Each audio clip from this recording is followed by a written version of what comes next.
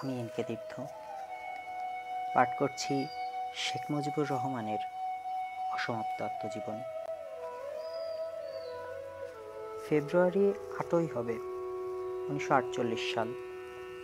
করাচিতে পাকিস্তান সংবিধান সভার অর্থাৎ কনস্টিটিউয়েন্ট অ্যাসেম্বলির বৈঠক হচ্ছিল। সেখানে রাষ্ট্রভাষা কী হবে সেই বিষয়ে আলোচনা চলছিল। মুসলিম লীগ নেতারা উর্দুকেই রাষ্ট্রভাষা করার পক্ষপাতী। পূর্ব পাকিস্তানের অধিকাংশ লীগ সদস্যেরই সেই মত। কুমিল্লার কংগ্রেস সদস্য বাবু ধীরেন্দ্রনাথ দত্ত দাবি করলেন বাংলা ভাষাকেও রাষ্ট্রভাষা করা হোক, কারণ পাকিস্তানের সংখ্যাগুরুর ভাষা হলো বাংলা।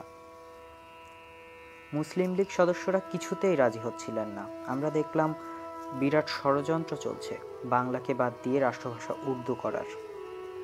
পূর্ব পাকিস্তান মুসলিম লীগ ও তমুদ্দিন মজলিস এর প্রতিবাদ করল এবং দাবি করল বাংলা ও উর্দু দুই ভাষাকেই রাষ্ট্রভাষা করতে হবে।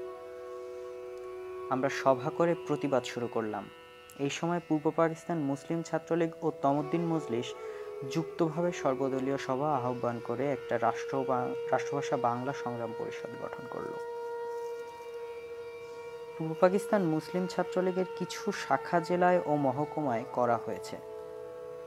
তমুদ্দিন মজলিস একটা সাংস্কৃতিক প্রতিষ্ঠান, যার নেতা ছিলেন অধ্যাপক আবুল কাশেম সাহেব। এদিকে পুরানা লীগ কর্মীদের পক্ষ থেকে জনাব কামরুদ্দিন সাহেব, শামসুল হক সাহেব ও অনেকে সংগ্রাম পরিষদে যোগদান করলেন।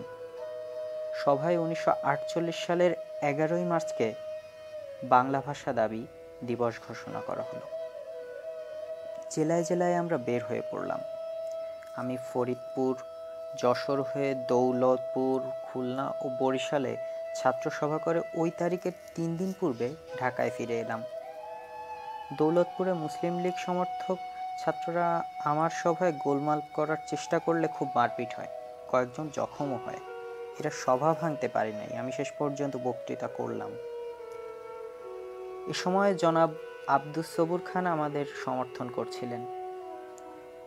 বরিশালের জনাব মহিউদ্দিন আহমদ তখন নিখিল পূর্ব পাকিস্তান মুসলিম ছাত্রলীগের সদস্য, মুসলিম লীগ ও সরকারের পুরা সমর্থক।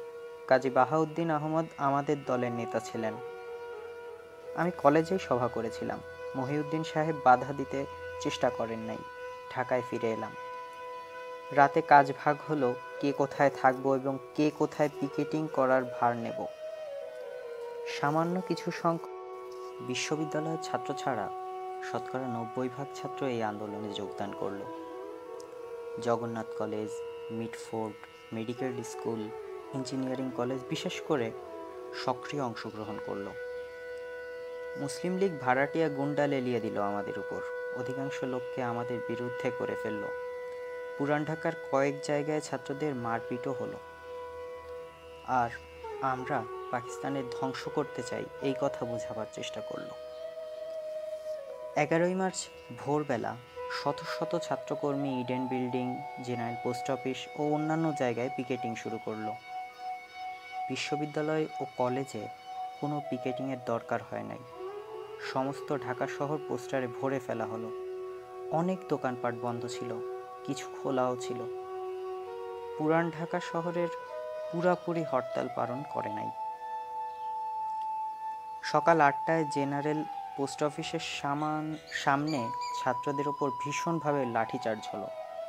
একদল মার খেয়ে স্থান ত্যাগ করার পর আরেক দল হাজির হতে লাগলো। ফজলুল হক হলে আমাদের রিজার্ভ কর্মী ছিল। এইভাবে গোলমাল মারপিট চলল অনেকক্ষণ। 9টায় ইডেন বিল্ডিংয়ের সামনে লাঠিচার্জ হলো। খালেক নেওয়াজ খান বখতিয়ার, এখন নওগাঁর অ্যাডভোকেট, শহর ছাত্রলীগের সাধারণ সম্পাদক এম.এ. ওয়াদুদ গুরুতরভাবে আহত হলো। তোপখানা রোডে কাজী গোলাম মাহবুব, শওকত মিয়া ও আরও অনেক ছাত্র আহত হলো। আব্দুল গনি রোডের দরজায় তখন আর ছাত্ররা অত্যাচার ও লাঠির আঘাত সহ্য করতে পারছে না। অনেক কর্মী আহত হয়ে গেছে এবং সরে পড়ছে। আমি জেনারেল পোস্ট অফিসের দিক দিয়ে নতুন কর্মী নিয়ে ইডেন বিল্ডিংয়ের দিকে ছুটেছি। এর মধ্যে শামসুল হক সাহেবকে ইডেন বিল্ডিংয়ের সামনে পুলিশ ঘিরে ফেলেছে। গেট খালি হয়ে গেছে। তখন আমার কাছে সাইকেল। আমাকে গ্রেপ্তার করার জন্য টিপিএসপি সিটিএসপি জিপ নিয়ে বারবার তাড়া করছে, ধরতে পারছে না। এবার দেখলাম উপায় নাই। একজন সহকর্মী দাঁড়ানো ছিল তার কাছে। সাইকেল দিয়ে 4-5 জন ছাত্র নিয়ে আবার ইডেন বিল্ডিংয়ের দরজায় আমরা বসে পড়লাম এবং সাইকেল যাকে দিলাম তাকে বললাম শীঘ্রই আরও কিছু ছাত্র পাঠাতে। আমরা খুব অল্প, টিকতে পারবো না। আমাদের দেখা দেখি আরও কিছু ছাত্র ছুটে এসে আমাদের পাশে বসে পড়ল। আমাদের উপর কিছু উত্তম মধ্যম পড়ল এবং ধরে নিয়ে জিপে তুলল। হক সাহেবকে পূর্বেই জিপে তুলে ফেলেছে। বহু ছাত্র গ্রেপ্তার ও জখম হলো। কিছু সংখ্যক ছাত্রকে গাড়ি করে 30-40 মাইল দূরে জঙ্গলের মধ্যে ফেলে আসলো। কয়েকজন ছাত্রীও মার খেয়েছিল। অলি আহাদও গ্রেপ্তার হয়ে গেছে। তাজউদ্দিন, তোয়াহা ও অনেককে গ্রেপ্তার করতে পারে নাই। আমাদের প্রায় 70-75 জনকে বেঁধে নিয়ে জেলে পাঠিয়ে দিল সন্ধ্যার সময়।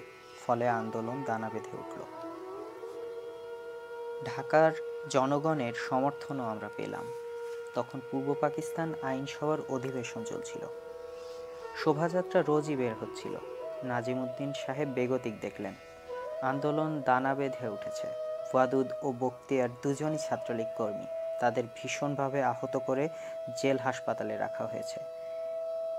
এই সময় শেরে বাংলা, বগুড়ার মোহাম্মদ আলী, তোফাজ্জল আলী, ডাক্তার মালেক, সবুর সাহেব, খয়রাত হোসেন, আনোয়ারা খাতুন ও আরও অনেকে মুসলিম লীগ পার্টির বিরুদ্ধে ভীষণভাবে প্রতিবাদ করলেন। আবার শহীদ সাহেবের দল এক হয়ে গেছে। নাজিমউদ্দিন সাহেব ঘাবড়িয়ে গেলেন এবং সংগ্রাম পরিষদের সাথে আলাপ করতে রাজি হলেন। আমরা জেলে। কি আলাপ হয়েছিল জানি না, তবে সংগ্রাম পরিষদের পক্ষ থেকে কামরুদ্দিন সাহেব জেলে আমাদের সাথে সাক্ষাৎ করেন এবং বলেন নাজিমউদ্দিন সাহেব এই দাবিগুলি মানতে রাজি হয়েছেন। এখনই পূর্ব পাকিস্তানের অফিসিয়াল ভাষা বাংলা করে ফেলবে। পূর্ব পাকিস্তান আইনসভা থেকে সুপারিশ করবেন যাতে কেন্দ্রে বাংলা ভাষাকে অন্যতম রাষ্ট্রভাষা করা হয়। সমস্ত মামলা উঠিয়ে নেবেন, বন্দীদের মুক্তি দিবেন এবং পুলিশে যে জুলুম করেছে সেই জন্য তিনি নিজেই তদন্ত করবেন। আর কি কি ছিল আমার মনে নাই। তিনি নিজেই হোম মিনিস্টার, আবার নিজেই তদন্ত করবেন, এ যেন এক প্রহসন। আমাদের এক জায়গায় রাখা হয়েছিল জেলের ভিতরে। যে ওয়ার্ডে আমাদের রাখা হয়েছিল তার নাম 4 নম্বর ওয়ার্ড। 3 তলা দালান, দেওয়ালের বাইরে মুসলিম গার্লস স্কুল। যে 5 দিন আমরা জেলে ছিলাম, 10টায় মেয়েরা স্কুলের ছাদে উঠে স্লোগান দিতে শুরু করত আর 4টায় শেষ করত। ছোট্ট ছোট্ট মেয়েরা একটু ক্লান্তও হতো না। রাষ্ট্রভাষা বাংলা চাই, বন্দি ভাইদের মুক্তি চাই, পুলিশি জুলুম চলবে না, নানা ধরনের স্লোগান। এই সময় শামসুল হক সাহেবকে আমি বললাম, হক সাহেব ওই দেখুন আমাদের বোনেরা বেরিয়ে এসেছে, আর বাংলাকে রাষ্ট্রভাষা না করে পারবে না। হক সাহেব আমাকে বললেন, তুমি ঠিকই বলেছ মুজিব। আমাদের 11 তারিখে জেলে নেওয়া হয়েছিল।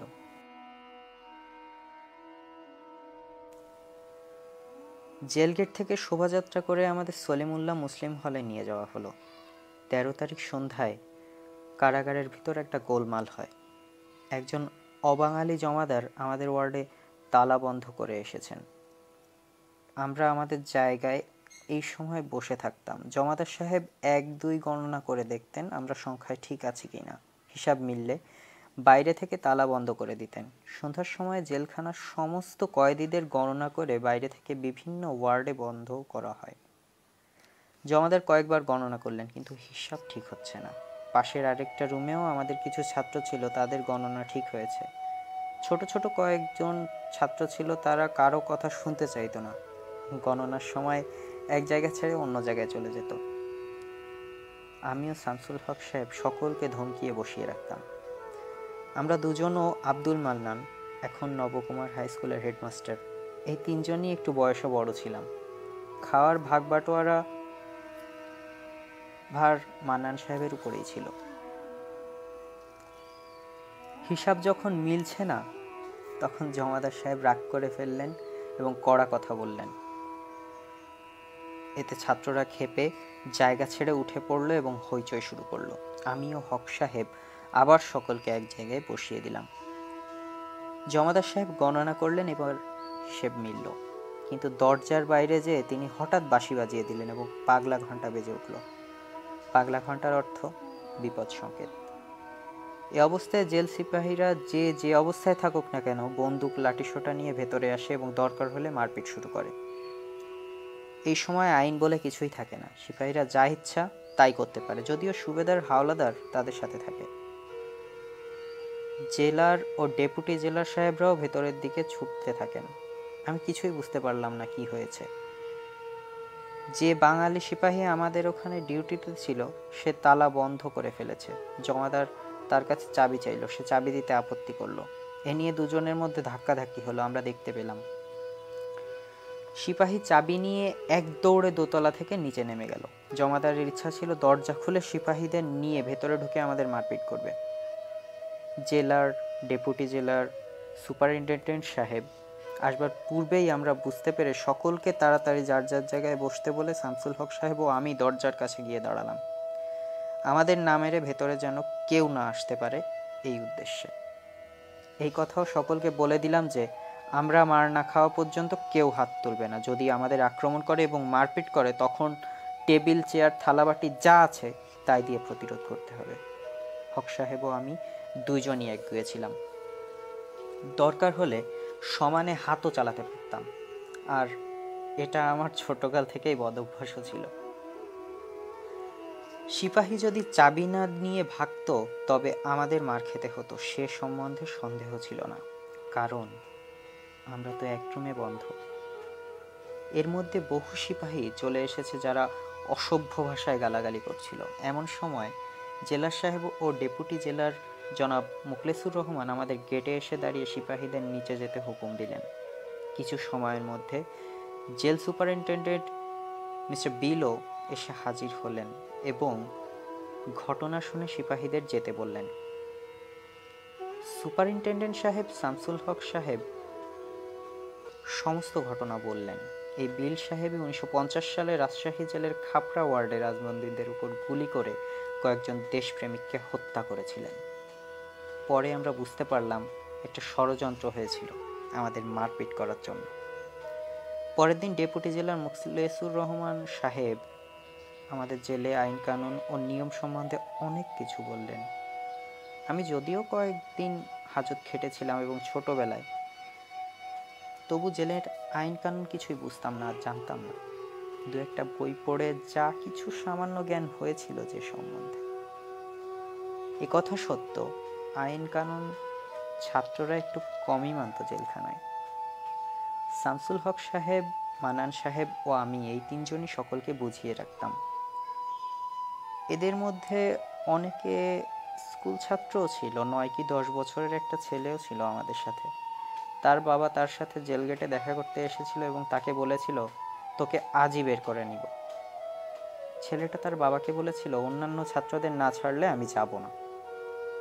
সে যখন এই কথা ফিরে এসে আমাদের বলল, তখন সকলে তাকে আদর করতে লাগলো এবং তার নামে জিন্দাবাদ দিল। তার নাম আজ আমার মনে নেই, তবে কথাগুলো মনে আছে। ভীষণ শক্ত ছেলে, গ্রেপ্তারকৃত একজন ছাত্রেরও মনোবল নষ্ট হয় নাই। বাংলাকে রাষ্ট্রভাষা করার জন্য যে কোনো ত্যাগ তারা স্বীকারে প্রস্তুত ছিল।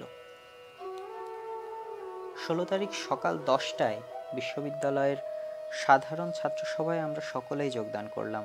হঠাৎ কে যেন আমার নাম প্রস্তাব করে বলল সভাপতির আসন গ্রহণ করার জন্য। সকলেই সমর্থন করল। বিখ্যাত আমতলায় এই আমার প্রথম সভাপতিত্ব করতে হলো। অনেকেই বক্তৃতা করল। সংগ্রাম পরিষদের সাথে যেসব শর্তের ভিত্তিতে আপোষ হয়েছে তার সকলগুলি সভায় অনুমোদন করা হলো। তবে সভা খাজা নাজিমুদ্দিন যে পুলিশি জুলুমের তদন্ত করবেন তা গ্রহণ করল না, কারণ খাজা সাহেব নিজেই প্রধানমন্ত্রী ও স্বরাষ্ট্রমন্ত্রী। আমি বক্তৃতায় বললাম, যা সংগ্রাম পরিষদ গ্রহণ করেছে আমাদেরও তা গ্রহণ করা উচিত। শুধু আমরা ওই সরকারি প্রস্তাবটা পরিবর্তন করতে অনুরোধ করতে পারি, এর বেশি কিছু না।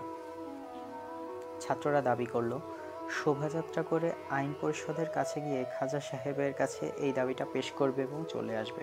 আমি বক্তৃতায় বললাম, তার কাছে পৌঁছে দিয়েই আপনারা আইনসভা এরিয়া ছেড়ে চলে আসবেন।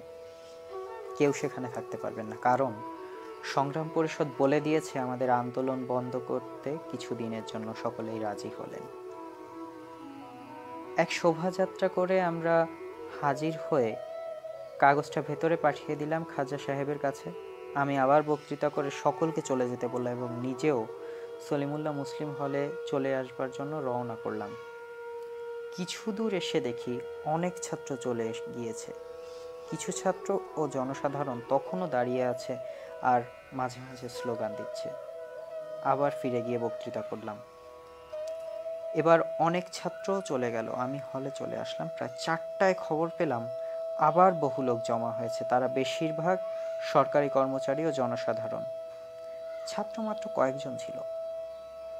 শামসুল হক সাহেব চেষ্টা করলেন লোকদের ফেরাতে। মাঝে মাঝে হলের ছাত্ররা 2-1জন এমএলএকে ধরে আনতে শুরু করেছে মুসলিম হলে। তাদের কাছ থেকে লিখিয়ে নিচ্ছে যদি বাংলাকে রাষ্ট্রভাষা করতে না পারেন তবে পদত্যাগ করবেন।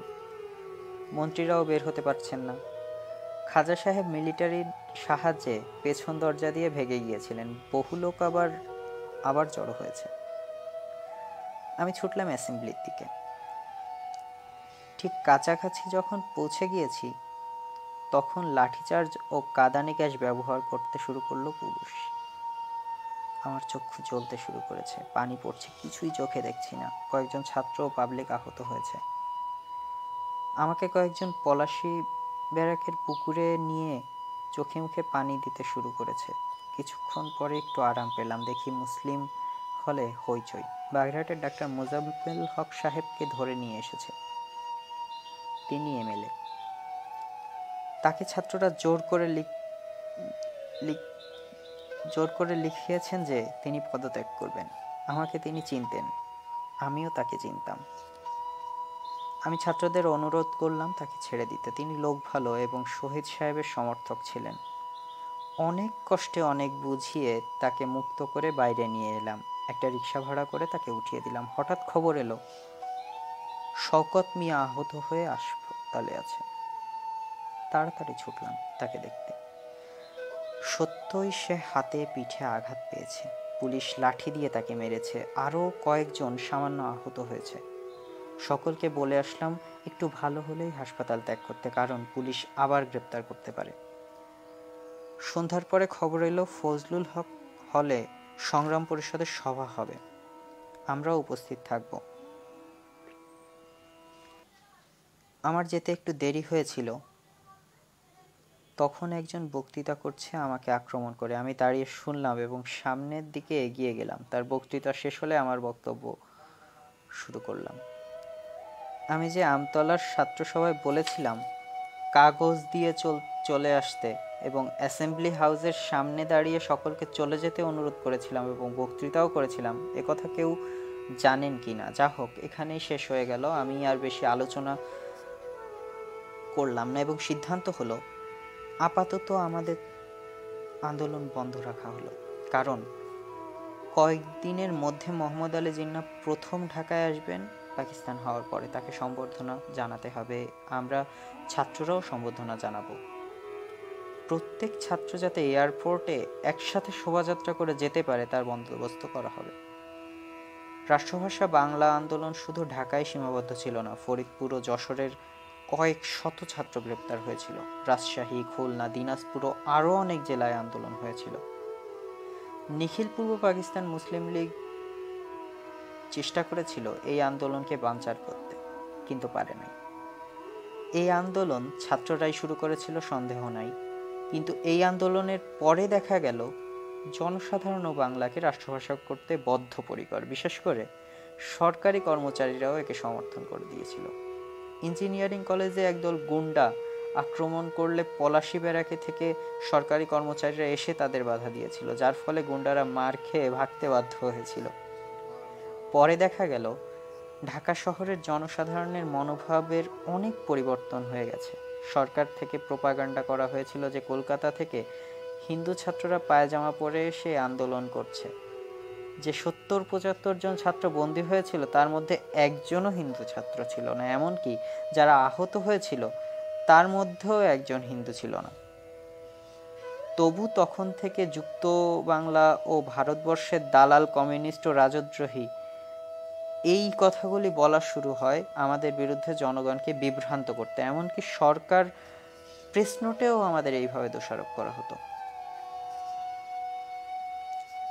বাংলা পাকিস্তানের শতকরা 56% লোকের মাতৃভাষা, তাই বাংলাই একমাত্র রাষ্ট্রভাষা হওয়া উচিত। তবুও আমরা বাংলা ও উর্দু দুইটা রাষ্ট্রভাষা করার দাবি করেছিলাম। পাঞ্জাবের লোকেরা পাঞ্জাবি ভাষা বলে, সিন্ধুর লোকেরা সিন্ধি ভাষায় কথা বলে, সীমান্ত প্রদেশের লোকেরা পশতু ভাষায় কথা বলে, বেলচেরা বেলুচি ভাষায় কথা বলে। উর্দু পাকিস্তানের কোনো প্রদেশের ভাষা নয়। তবুও যদি পশ্চিম পাকিস্তানের ভাইয়েরা উর্দু ভাষার জন্য দাবি করে, আমরা আপত্তি করব কেন? যারা উর্দু ভাষায় সমর্থন করে তাদের একমাত্র যুক্তি হলো উর্দু ইসলামিক ভাষা। উর্দু কি করে যে ইসলামিক ভাষা হলো আমরা বুঝতে পারলাম না। দুনিয়ার বিভিন্ন দেশে মুসলমানরা বিভিন্ন ভাষায় কথা বলে। আরব দেশের লোকেরা আরবি বলে, পারস্যের লোকেরা ফার্সি বলে, তুরস্কের লোকেরা তুর্কি ভাষা বলে, ইন্দোনেশিয়ার লোকেরা ইন্দোনেশিয়ান ভাষায় কথা বলে, মালয়েশিয়ার লোকেরা মালয় ভাষায় কথা বলে, চীনের মুসলমানরা চীনা ভাষায় কথা বলে। এ সম্বন্ধে অনেক যুক্তিপূর্ণ কথা বলা চলে। শুধু পূর্ব পাকিস্তানের ধর্মভীরু মুসলমানদের ইসলামের কথা বলে ধোঁকা দেওয়া যাবে ভেবেছিল, কিন্তু পারেনি। যে জাতি তার মাতৃভাষাকে ভালোবাসে, মাতৃভাষার অপমান কোনো জাতি কোনো কালে সহ্য করে নাই। এ সময় সরকার দলীয় মুসলিম লীগ নেতারা উর্দুর জন্য জানমাল কুরবানি করতে প্রস্তুত হয়ে গিয়েছিলেন, কিন্তু জনসমর্থন না পেয়ে একটু ঘাবড়িয়ে পড়েছিলেন। তারা শেষ তাবিজ নিক্ষেপ করলেন, জিন্নাকে ভুল বোঝালেন। এরা মনে করলেন জিন্নাকে দিয়ে উর্দুর পক্ষে বলাতে পারলেই আর কেউ এর বিরুদ্ধাচরণ করবে না। জিন্নাকে দলমত নির্বিশেষে সকলেই শ্রদ্ধা করতেন। তার যে কোনো ন্যায়সঙ্গত কথা মানতেই সকলে বাধ্য ছিলেন। পূর্ব পাকিস্তানের জনমত কোন পথে তাকে কেউই তা বলেন নাই বা সাহস পান নাই। 19 মার্চ জিন্না ঢাকা আসলে হাজার হাজার লোক তাকে অভিনন্দন জানাতে তেজগাঁ হাওয়াই জাহাজের আড্ডায় হাজির হয়েছিল। আমার মনে আছে ভীষণ বৃষ্টি হচ্ছিল। সেদিন আমরা সকলেই ভিজে গিয়েছিলাম। তবু ভিজে কাপড় নিয়ে তাকে সংবর্ধনা করার জন্য এয়ারপোর্টে অপেক্ষা করছিলাম। জিন্না পূর্ব পাকিস্তানে এসে ঘোড়দৌড় মাঠে বিরাট সভায় ঘোষণা করলেন উর্দুই পাকিস্তানের একমাত্র রাষ্ট্রভাষা হবে। আমরা প্রায় 4-5 শত ছাত্র এক জায়গায় ছিলাম সেই সভায়। অনেকে হাত তুলে দাঁড়িয়ে জানালো মানি না। তারপর পাকিস্তানের কনভোকেশনে বক্তৃতা করতে উঠে তিনি যখন আবার বললেন উর্দুই একমাত্র রাষ্ট্রভাষা হবে, তখন ছাত্ররা তার সামনে বসে চিৎকার করে বলল না না না। জিন্না প্রায় 5 মিনিট চুপ করেছিলেন, তারপর বক্তৃতা করেছিলেন। আমার মনে হয় এই প্রথম তার মুখের উপর তার কথার প্রতিবাদ করলো বাংলার ছাত্ররা। এরপর জিন্না যতদিন বেঁচে ছিলেন আর কোনোদিন বলেন নাই উর্দুই একমাত্র রাষ্ট্রভাষা হবে। ঢাকায় জিন্না 2 দলের ছাত্র নেতাদের ডাকলেন। বোধহয় বাংলা ভাষা সংগ্রাম পরিষদের নেতাদেরও ডেকেছিলেন। তবে পূর্ব পাকিস্তান মুসলিম ছাত্রলীগ ও নিখিল পূর্ব পাকিস্তান মুসলিম ছাত্রলীগের 2 জন করে প্রতিনিধির সাথে দেখা করলেন, কারণ তিনি পছন্দ করেন নাই 2টা প্রতিষ্ঠান কেন হবে এই মুহূর্তে। আমাদের পক্ষ থেকে মিস্টার তোয়াহা আর শামসুল হক সাহেব গিয়েছিলেন, তবে আমি ছিলাম না। জিন্না সাহেব আমাদের প্রতিষ্ঠানের নামটা পছন্দ করেছিলেন। নিখিল পূর্ব পাকিস্তানের কর্মকর্তাদের নাম যখন আমাদের প্রতিনিধি পেশ করেন, তখন তারা দেখিয়ে দিলেন যে এদের অধিকাংশ এখন চাকরি করে অথবা লেখাপড়া ছেড়ে দিয়েছে। তখন জিন্না আমাদের উপরেই রাগ করেছিলেন। শামসুল হক সাহেবের সাথে জিন্নার একটু তর্ক হয়েছিল। তখন তিনি দেখা করতে যান। বাংলা রাষ্ট্রভাষা করার বিষয় নিয়ে শামসুল হক সাহেব আমাকে এসে বলেছিলেন। শামসুল হক সাহেবের সৎসাহস ছিল, সত্য কথা বলতে কাউকে ভয় পেতেন না। জিন্না চলে যাওয়ার কয়েকদিন পরে ফজলুল হক হলের সামনে এক ছাত্র সভা হয়। তাতে একজন ছাত্র বক্তৃতা করেছিলেন, তার নাম আমার মনে নাই, তবে সে বলেছিল জিন্না যা বলবেন তাই আমাদের মানতে হবে। তিনি যখন উর্দুই রাষ্ট্রভাষা বলেছেন তখন উর্দুই হবে। আমি তার প্রতিবাদ করে বক্তৃতা করেছিলাম। আজও আমার এই একটা কথা মনে আছে। আমি বলেছিলাম কোনো নেতা যদি অন্যায় কাজ করতে বলেন, তার প্রতিবাদ করা এবং তাকে বুঝিয়ে বলার অধিকার জনগণের আছে। যেমন হযরত ওমর রাদিয়াল্লাহু আনহুকে সাধারণ নাগরিকরা প্রশ্ন করেছিলেন তিনি বড় জামা পড়েছিলেন বলে। বাংলা ভাষা শতকরা ৫৬ জন লোকের মাতৃভাষা। পাকিস্তান গণতান্ত্রিক রাষ্ট্র, সংখ্যাগুরুদের দাবি মানতেই হবে। রাষ্ট্রভাষা বাংলা না হওয়া পর্যন্ত আমরা সংগ্রাম চালিয়ে যাব, তাতে যাই হোক না কেন আমরা প্রস্তুত আছি। সাধারণ ছাত্ররা আমাকে সমর্থন করলো। এরপর পূর্ব পাকিস্তানের ছাত্র ও যুবকরা ভাষার দাবি নিয়ে সভা ও শোভাযাত্রা করে চলল। দিন দিন জনমত সৃষ্টি হতে লাগলো। কয়েক মাসের মধ্যে দেখা গেল নিখিল পূর্ব পাকিস্তান মুসলিম ছাত্রলীগের কোনো সমর্থক রইল না। কিছু নেতা রইল যাদের মন্ত্রীদের বাড়ি ঘোরাফেরা করা, সরকারের সকল কিছুই সমর্থন করা ছাড়া কাজ ছিল না।